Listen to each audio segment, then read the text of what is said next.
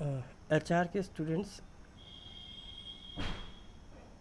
Training and organisational development के आज के ई लेक्चर में जो अपना टॉपिक है वो अपन आगे ही पढ़ रहे हैं। अपन लास्ट लेक्चर में पढ़ रहे थे कि जो मिस्टर बेंडूरा थे उन्होंने एक कॉग्निटिव लर्निंग के बाद एक लेक्चर दिया था, that is social learning theory, जिसमें उन्होंने कहा था कि पहला तो ऑब्जर्विंग लर्निंग ज़रूरी है, दूसरा उनका आता है मॉडलिंग प्रोसेस।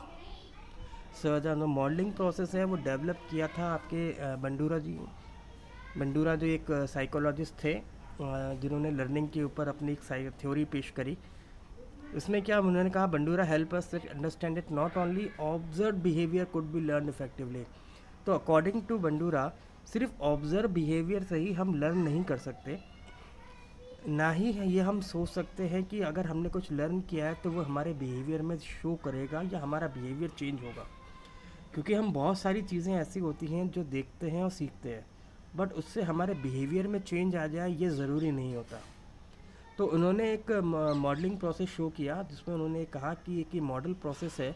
और आप जो ये सोशल लर्निंग थ्योरी की हम बात कर रहे थे कि समाज में लेके हम लोग कैसे सीखते हैं, कैसे जानते हैं, तो उसके लिए उन्होंने कुछ इम्पोर्टेंट कंसेप्ट इस मॉडलिंग प्रोसेस में रखे। तो पहला था step number 1, that is attention. तो under the social cognitive theory he implies that you pay attention for you to learn. जैसे हमने देखा था सोशल के अंदर कि हम जिस एनवायरनमेंट में रह रहे हैं हम वहाँ से कुछ सीखते हैं। फिर हमने देखा कि हाँ ऑब्जर्व लर्निंग होती है, जिसके अंदर हमने एक एग्जांपल देखा कि एक पर्सन को, एक बच्चे को रूम के अंदर बंद कर दिया जाता है, एक बेबी डॉल उनको दी जाती है और वो आदमी उसमें अपना एग्रेसिव नेचर उसको शो करता है और वो लड़का वहाँ पे उसको वॉच कर रहा होता है, ऑब्जर्व कर रहा होता है। उसके बाद उस पर्सन को बाहर निकाल दिया जाता है, बच्चे को अकेला छोड़ दिया जाता है उस बेबी डॉल के साथ, और उस वो बच्चा भी वही एग्रेसिव नेचर शो करता है जब वो उसमें साथ अकेला रह रहा होता है। तो ये हमने देखा था ऑब्जर्विंग में, और हमें ये मालूम चला कि सोशल लर्निंग के अंदर पर्सन जिस एनवायरनमेंट में रहता है उस एनवायरनमेंट से वो कुछ सीखता है। तो under this modelling process Bandura said कि हमें सबसे पहले अगर हमें कुछ सीखना है तो हमें उसके लिए ज़रूरी है कि हम अटेंटिव रहें। तो उन्होंने क्या कहा कि अंडर दिस मॉडल कि जो पर्सन आपको डिमॉन्स्ट्रेट कर रहा है उस पर्सन को आप ऑब्ज़र्व करें और अटेंटिव वे में देखें, तभी आपको सीख पाएंगे। जैसे उन्हें कहा कि उस रूम के अंदर पर्सन जो है, एडल्ट पर्सन जो है, वो बेबी डॉल के साथ जो है वो एग्रेसिव नेचर शो कर रहा है, पर वो जब तक वो लड़का अटेंटिव मोड में नहीं रहेगा, छोटा बच्चा, तब तक वो नहीं सीखेगा। तो इसलिए उन्होंने कहा कि attention is very much necessary to learn anything. Then step number 2 आता है रिटेंशन। रिटेंशन ये एक नेसेसरी पार्ट है, क्योंकि लर्निंग आपने क्या कर ली, जब तक आप उस लर्निंग को अपने पास संभाल के नहीं रखते, अपने बिहेवियर में उसको नहीं दिखाते, तब तक उस लर्निंग का कोई यूज़ नहीं है। तो उन्होंने कहा कि अगर उस चिल्ड्रन ने उस आदमी से जो भी कुछ सीखा, जब तक उसको वो रिटेन नहीं रखेगा, याद नहीं रखेगा, उसकी दी हुई इन्फॉर्मेशन को वो याद नहीं रखेगा, तब तक वो लर्न नहीं कर पाएगा। और यदि उस वक्त उसने लर्न कर लिया तो उसका बिहेवियर उसमें बाद चेंज नहीं होगा।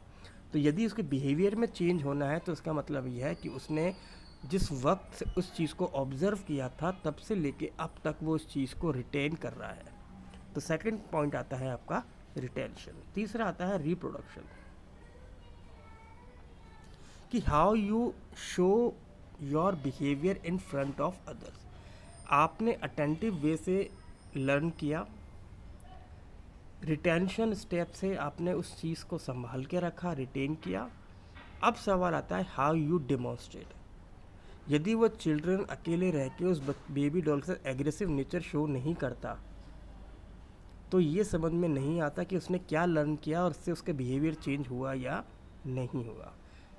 तो जब तक आप डिमॉन्स्ट्रेट नहीं करेंगे आपके बिहेवियर को, जो आपने शो किया है अपने बिहेवियर के अंदर लर्निंग को, तब तक आपके अंदर इम्प्रूवमेंट नज़र नहीं आएगा। तो मॉडलिंग प्रोसेस में जो बंडूरा है उन्होंने कहा कि यदि हमें लगता है कि कोई पर्सन को सीख रहा है और उसके बिहेवियर में चेंज आ रहा है, तो ये ज़रूरी है कि वो चेंज हमें दिखाई दे उसके बिहेवियर में, ताकि उसके अंदर अगर इम्प्रूवमेंट कुछ हो करना हो तो हम इम्प्रूवमेंट कर सकें। चौथा आता है आपका मोटिवेशन। मोटिवेशन हमने रीइंफोर्समेंट पढ़ा था इससे पहले। सबसे पहली जो हमारी थ्योरी आई थी cognitive learning theory, operant learning theory. Operant में हमने देखा था कि 2 पॉइंट होते हैं, रीइंफोर्समेंट और पनिशमेंट। रीइंफोर्समेंट हमने देखा था कि अगर आप अच्छा बिहेवियर शो करते हो कुछ लर्न करके, तो आपको रिवॉर्ड मिलता है, बेनिफिट मिलता है, उससे आप मोटिवेट होते हैं। और यदि आप प्रॉपर तरीके से डिमॉन्स्ट्रेट नहीं कर पाते अपने बिहेवियर को, तो वहाँ पे आपको पनिशमेंट मिलता है। तो उन्होंने ये कहा कि मोटिवेशन एक बहुत इम्पॉर्टेंट फैक्टर है फॉर रीइंफोर्समेंट और punishment. Then principle of learning की अगर हम बात करें, तो कई सारे एजुकेशनल साइकोलॉजिस्ट जो है उन्होंने 7 प्रिंसिपल्स बनाए फॉर इफ़ेक्टिव लर्निंग, कि कैसे लोग अच्छी तरह से इफ़ेक्टिवली लर्न कर सकते हैं। तो पहला पॉइंट आता है आपका रेडीनेस। सबसे पहला पॉइंट आता है कि इंडिविजुअल्स तभी सीख सकते हैं जब वो किसी बात को सीखने के लिए रेडी हों। और अगर उन्हें कोई रीज़न नज़र नहीं आता है उनको, जैसे हम मान लीजिए हम क्लास में बैठे हैं, एक आपका सब्जेक्ट चल रहा है, जब तक आपको उस सब्जेक्ट की इम्पोर्टेंस समझ में नहीं आएगी कि ये सब्जेक्ट आपके लिए क्यों ज़रूरी है, आप उस सब्जेक्ट को नहीं सीखेंगे। तो यही उन्होंने कहा एजुकेशनल साइकोलॉजिस्ट ने, कि सबसे पहले हमें उसका रीज़न पता होना चाहिए कि ये सब्जेक्ट हमारे लिए क्यों ज़रूरी है और हम इससे क्या सीखेंगे। तो इंस्ट्रक्टर या फैकल्टी मेम्बर जब क्लास में पढ़ा रहा हो, तो उसको ज़रूरी है कि वो स्टूडेंट्स को उस सब्जेक्ट, उस टॉपिक के बारे में बताए, ताकि स्टूडेंट लर्निंग कर सके। दूसरा आता है एक्सरसाइज। एक्सरसाइज का मतलब क्या है कि अगर कोई काम हम बार बार कर रहे हैं वो हमें याद रहता है। तो ये ड्रिल और प्रैक्टिस की तरह होता है, यानी जितनी बार आप कोशिश करेंगे, जितनी बार एक काम को करेंगे, उतनी बार आप उसमें स्किल होते जाएंगे। क्योंकि देखिए, एक ह्यूमन बीइंग जो होता है उसकी मेमोरी जो है बहुत लंबे समय तक चीज़ों को ग्रैब नहीं करके रख सकती, क्योंकि हर दिन उसके सामने कुछ ना कुछ नया होता रहता है। और नया होने की वजह से कुछ लिमिटेड टाइम पीरियड के बाद हम चीज़ों को एक भूलना शुरू कर देते हैं। तो इसके लिए क्या कहता है कि एजुकेशनल साइकोलॉजिस्ट कहते हैं कि जब भी स्टूडेंट कुछ चीज़ लर्न करता है, तो उस चीज़ को पहले उसका माइंड जो है एनालाइज करता है, इवेल्युएट करता है, और ये तय करता है कि मुझे ये चीज़ जो है अपने दिमाग में स्टोर रखनी है या नहीं रखनी है। तभी वो चीज़ हमें मेमोरी में तौर पे याद रह पाती है। अगर हमारा माइंड अलाउ करता है कि नहीं, ये इवेंट, ये सिचुएशन, ये चीज़ मुझे याद रखनी है, तभी हम उसको मेमोरी के तौर पे देखते हैं। फिर आता है आपका इफ़ेक्ट। इफ़ेक्ट क्या कहता है? Effect, the principle of effect is based on the emotional reaction of the student. ये पॉइंट इस बात पे आता है कि यदि कोई पर्सन या स्टूडेंट सेटिस्फाइड होगा तो उसका इफ़ेक्ट नज़र आएगा। अगर टॉपिक समझ में आया, सेटिस्फाइड है, तो उसके फेस पे वो चीज़ नज़र आएगी। तो वो इफ़ेक्ट जो है उसकी समझ में नज़र आएगा, उसके बातचीत में नज़र आएगा, उसके बिहेवियर में नज़र आएगा। तो एक प्लीजिंग वे, एक सेटिस्फाइड फीलिंग आप देख के आप समझ सकते हैं कि पर्सन, सामने वाला पर्सन जो है लर्न हो कर रहा है या नहीं कर रहा है।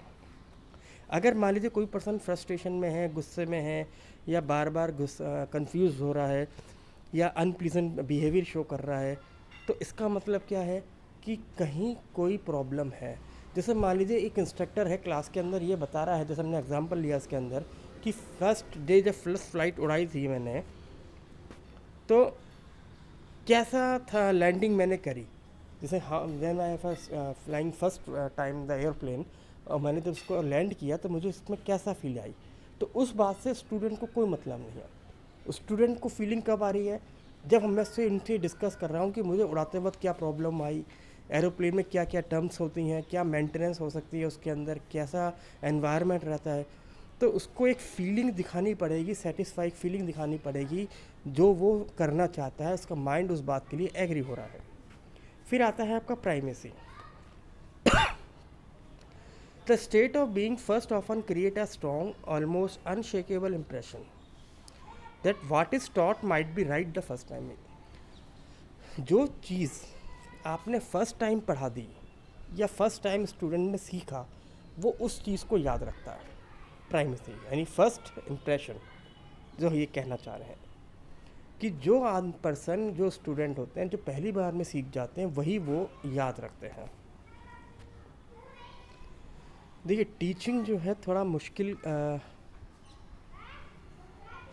कि टीचिंग थोड़ा मुश्किल एक उन्होंने कहा एजुकेशनल क्वालिफिकेशन साइकोलॉजिस्ट ने कि टीचिंग जो है एक बहुत मुश्किल वर्क है। क्योंकि देखिए, स्टूडेंट्स को किसी बात के लिए डेप्थ में स्टडी करवाना और उनको सिर्फ ओवरव्यू देना, इन दो बातों में अंतर है। यदि मान लीजिए एक टॉपिक में पढ़ा रहा हूँ और सिर्फ उसको ओवरव्यू दे के टॉपिक ख़त्म कर दूँ और कल आके इसको डेप्थ में कोशिश करूँगा, तो आप जो होंगे स्टूडेंट उसको सीखना नहीं चाहिए। क्यों? क्योंकि आपके माइंड में वो बात ओवरव्यू के तौर पे स्टेबल हो गई। तो इसलिए कहा गया कि जब भी आप फर्स्ट टाइम पढ़ाएं तो टॉपिक को इस तरह से पढ़ाएं कि स्टूडेंट को वो चीज़ रिमेंबर रह जाए। देन आता है रिसेंसी। जो चीज़ करंट में होती है, स्टूडेंट उस चीज़ को याद रखता है, और जो चीज़ बाद में होती है या पहले हो चुकी होती हैं, वो उसको याद रखना नहीं चाहता। तो स्टूडेंट के पर्पज़ से हम जितना उनको करंट के तौर पर समझाएंगे, स्टूडेंट उतना अच्छा लर्न करेंगे। अब हमारे पास क्वेश्चन आता है कि how the people learn, people सीखते कैसे हैं। All learning come from the perception.